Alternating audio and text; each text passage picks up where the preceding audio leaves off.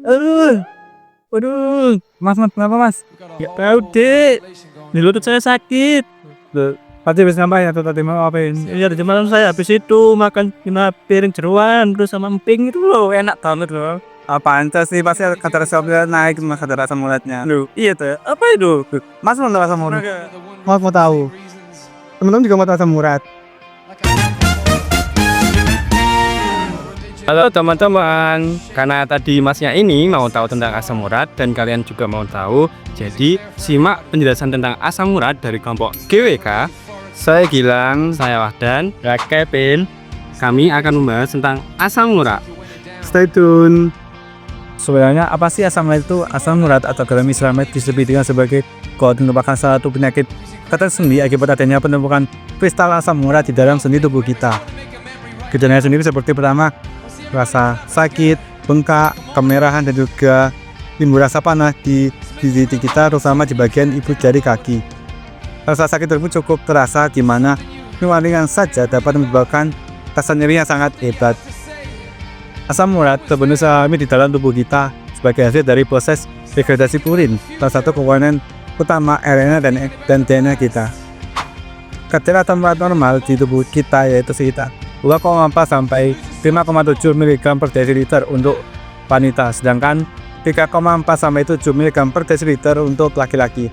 Jika tubuh kita lebih pada nama tersebut, maka tubuh kita akan mengalami hiperurisemia, di mana akan berakibat terjadi asam urat atau GORD. Dan itu beberapa faktor yang dapat meningkatkan resiko terjadinya asam urat, diantaranya itu mengonsumsi makanan yang mengandung purin secara berlebih, stres, mengonsumsi alkohol, mengonsumsi obat-obatan, dan juga terakhir ada faktor genetik. Jika di tubuh kita terdapat banyak purin, maka ginjal kita akan kesulitan untuk membuang asam urat yang ada di tubuh kita, sehingga akan menumpuk di sendi kita dan menyebabkan asam urat atau GORD.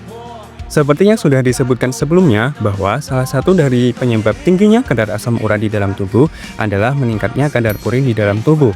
Pada dasarnya, tubuh kita sendiri sudah mampu menghasilkan senyawa asam urat melalui proses metabolisme nukleat. Proses metabolisme ini terjadi pada molekul DNA dan juga RNA, di mana kedua molekul ini memiliki basa purin berupa adenin dan juga guanin. Proses metabolisme nukleat sendiri dimulai dengan terjadinya degradasi dari molekul DNA dan juga RNA, di mana kedua molekul ini akan terdegradasi untuk membentuk senyawa basa purin monofosfat, yaitu berupa adenosin monofosfat dan juga guanosin monofosfat. Adenosin monofosfat dia akan mengalami beberapa tahapan metabolisme untuk menghasilkan senyawa hipoksantin, sedangkan guanosin monofosfat dia akan mengalami beberapa tahapan metabolisme untuk menghasilkan senyawa guanin.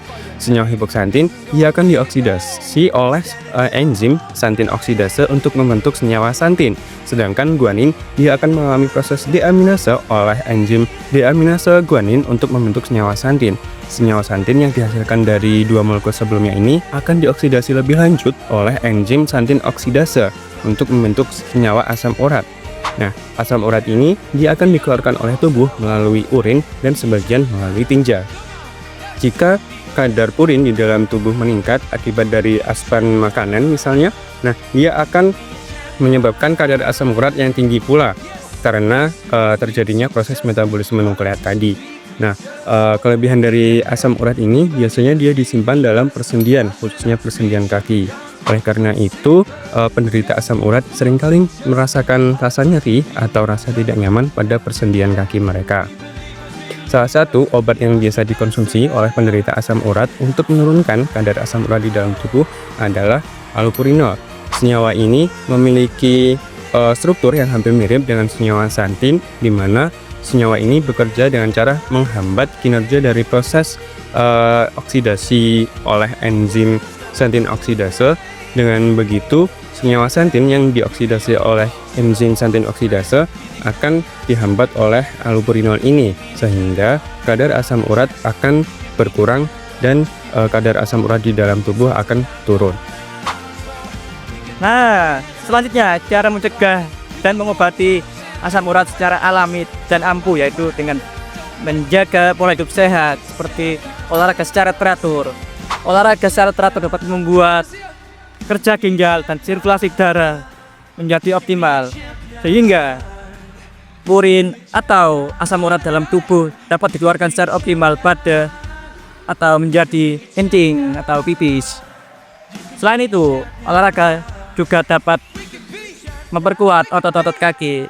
Ini khusus untuk olahraga angkat beban, memperkuat otot paha dan hamstring, sehingga ligamen utut-utut yang biasanya nyeri akibat asam urat dapat mereda, bahkan hilang. Kedua, kelola stres. Stres mengeluarkan hormon kortisol. Lalu hormon itu akan mengkatabolisme protein jadi asam urat dan seterusnya, sehingga kelola stres dengan healing. Ketiga, hindari makanan yang mengandung urin berlebih seperti emping, empal, jeroan, dan lain-lain.